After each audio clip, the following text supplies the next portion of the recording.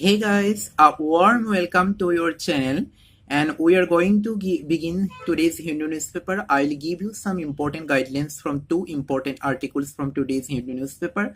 I have avoided some very much controversial, popular and overlapping articles where UPSC does not generally ask questions. So let's begin our today's Hindu newspaper with a very beautiful and lively quote. The quote is taken from today's Hindu newspaper article, a half-written promise. The quotation is expressed in Supreme Court judgment Independent Thought versus Union of India. The quotation throws light on the meaningful right of a girl child and the importance of a girl child in society. The quote is nothing but the human rights of a girl child are very much alive and kicking, whether she is married or alive, and deserve recognition and acceptance. You can use this quote in your relevant answer of a relevant answer of essay, yeah, social issues, yeah, any kind of relevant answer where you find it suitable. The article, a half-written promise from today's Hindu newspaper, is very much important. This article throws light on the modern-day liberal rights of a woman. The article shows the conflict regarding rights of women, which are much more determined by political wishes to fulfill their party niche or to fulfill their election niche, rather than determining them on the basis of democratic, liberal, and modern. The reproductive rights of women, yeah, the legislations existing at present scenario regarding the reproductive rights of women are determined by much more political wishes rather than the simultaneous autonomous distinguished necessity of democratic, liberal, and modern line.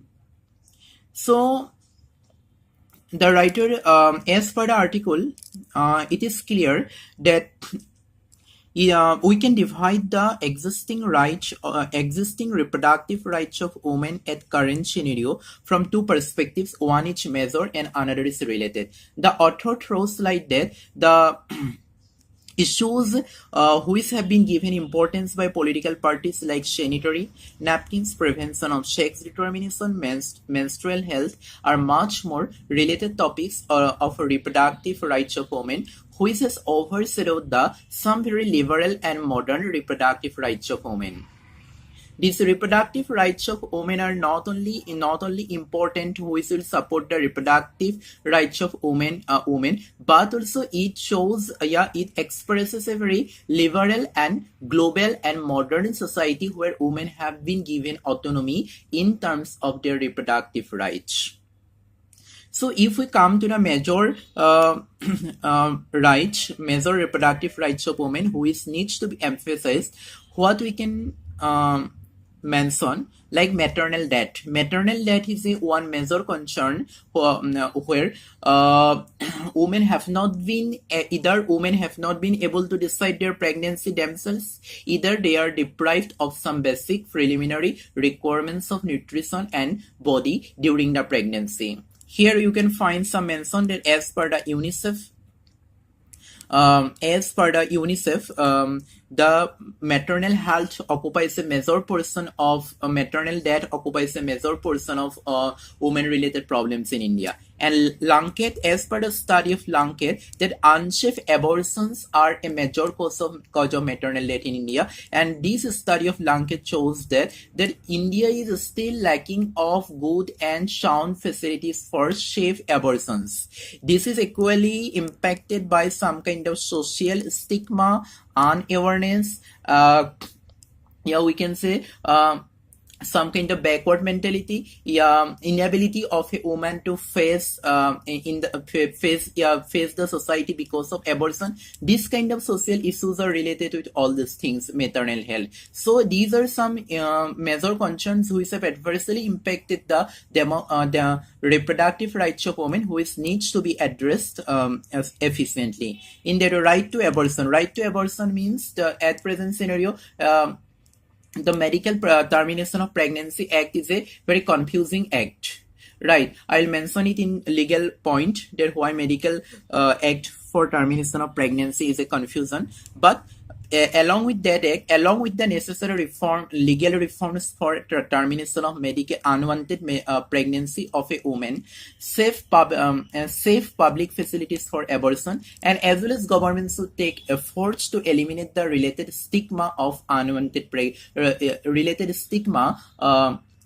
To relief from unwanted pregnancy. Right, in there is social stigma, forced sterilization. These are some concerns, major concerns regarding the reproductive rights of women, which needs to be addressed efficiently. And if we combine this major and other related rights of the women, then we can say that in India, women have been able to justify their reproductive rights on a modern and democratic line. If we come to the legal rights of women regarding their reproductive rights, then we have a prohibition of sex selection act is still exists. It is quite good, but reforms needed in case of medical termination of pregnancy act 1971, because this act permits to terminate pregnancy up to 20 weeks. And here also one difficulty is that doctors often refuse to terminate pregnancy and takes advantage of the victims. Right. So in this case, though law exists, but each behind the scenario drawbacks should be sufficiently addressed. And as per the law, after 20 weeks, if pregnancy needs to be terminated, then the person, the woman have to take help of the court, whereby court permission is needed. And we all know that it is not an efficient process. It is a very lengthy and it is a lengthy, burdensome process where instant decision is required. So this law reforms, this pregnancy termination act law requires reform in two cases. Here three points need to be given importance. One is that available public health facilities for terminating pregnancy. Second, punishments should be given to doctors. There should be law in case of there should be law so that the doctors cannot take advantage of the patients.